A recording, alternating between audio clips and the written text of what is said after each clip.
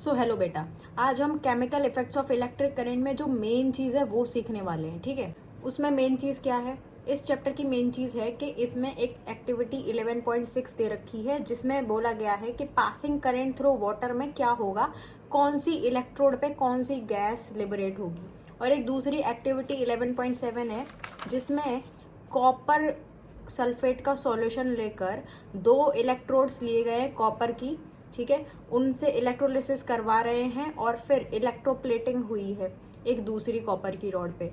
तो ये आपकी दो एक्टिविटीज़ ऐसी हैं कि अगर आपने ये समझ ली अच्छे से तो जो इलेक्ट्रोलिसिस का कंसेप्ट है वो आपको बहुत ही अच्छे से समझ में आ जाएगा। ठीक है, तो अब इसे समझने के लिए क्या करेंगे, बस मेरे साथ जुड़े रहो और जो भी मैं बोल रही हूँ उसको बहुत ध्यान से समझने की कोशिश करना। दिस इज़ वेरी इजी और एक बार ये दोनों चीज़ें समझ में आ गई तो समझ जाना कि ये चैप्टर आपको बिल्कुल अच्छे से क्लियर हो गया है। और अगर आपको फिर भी कोई डाउट रह जाए तो कमेंट सेक्शन में यू आर मोस्ट वेलकम, अपने डाउट्स लिख देना।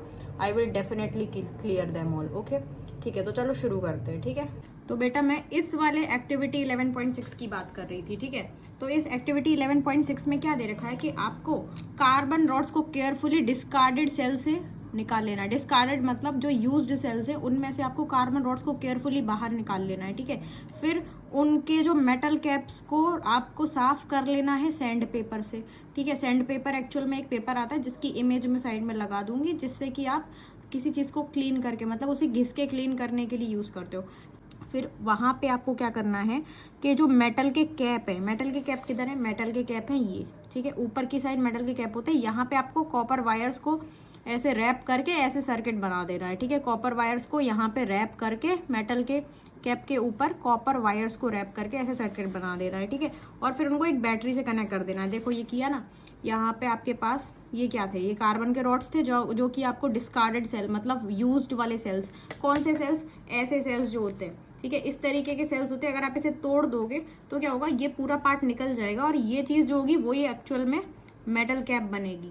ऐसा वाला जो मेटल कैप दिख रहा है वो एक्चुअल में यही होगा वो मेटल कैप, और इसके अंदर ब्लैक कलर की इस तरीके की रॉड जैसी दिखाई देगी। ठीक है, तो यहाँ तक आपको बात समझ आ चुकी है। ठीक है, फिर क्या करना है, एक बीकर में इन दोनों कार्बन रॉड्स को डाल देना है और पानी भर देना है उसमें। ठीक है, और यहाँ पे ये तो बैटरी से कनेक्ट कर दिया। अगर बैटरी से कनेक्ट कर दिया तो स्विच तो ऑन ही हो गया।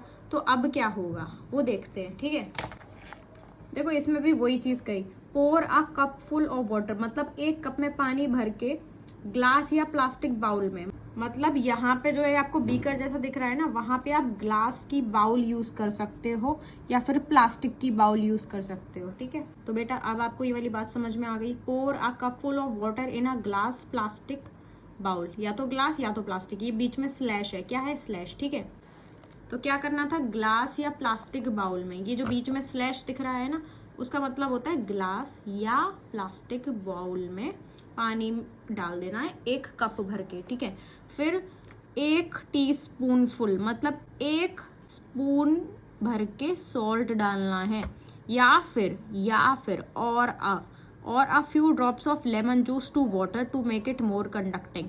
या तो 1 चम्मच सॉल्ट डाल देना या फिर few drops of lemon juice डाल देना उस पानी के अंदर, जिससे कि वो ज़्यादा कंडक्टिंग हो जाए।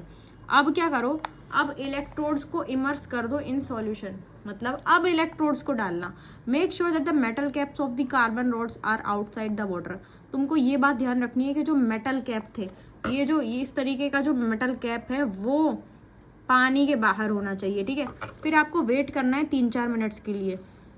ऑब्जर्व द इलेक्ट्रोड्स केयरफुली, फिर आपको उन इलेक्ट्रोड्स को केयरफुली ऑब्जर्व करना है। अब इलेक्ट्रोड्स क्या चीज़ है, इलेक्ट्रोड्स एक्चुअली में ये कार्बन रॉड्स ही होते हैं। इलेक्ट्रोड्स क्या होते हैं, कार्बन रॉड ही होते हैं। देखो यहाँ पे लिखा भी है, we can call these 2 rods as electrodes, बस उनका नाम है ऐसा।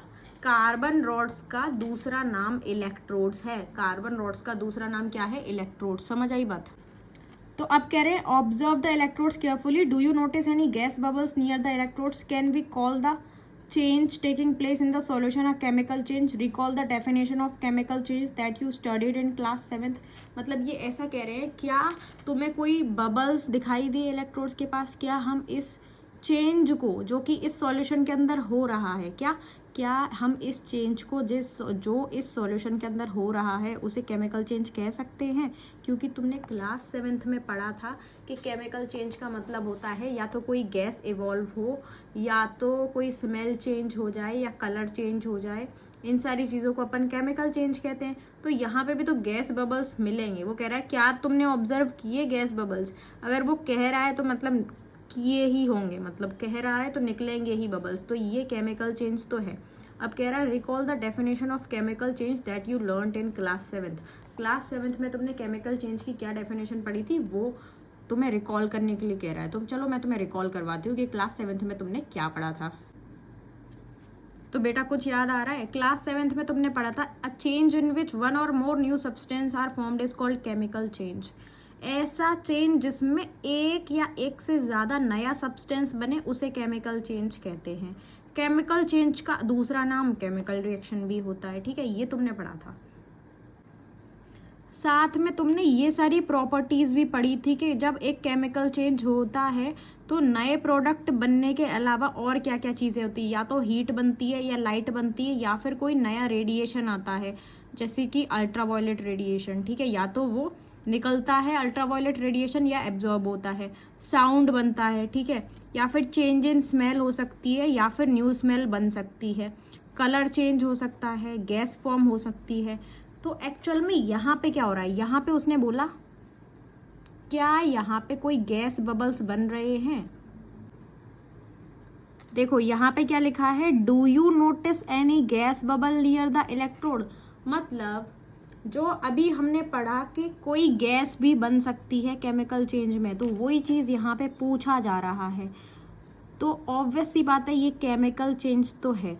तो इसने पूछा है can we call it a chemical change. हाँ ये केमिकल चेंज तो है, और हमने रिकॉल भी कर लिया केमिकल चेंज क्या होता है, ठीक है। अगर आपको कुछ भी समझ नहीं आया तो आप वापस जाके देख सकते हो, अच्छे से समझ में आ जाएगा, ठीक है। अब ये भी पूछना चाहता है कि एक्चुअल में कौन सी तुमको गैसेस मिलेंगी, वो मैं तुम्हें खुद बताती हूँ कि किस तरीके से होगी गैसेस, ठीक है।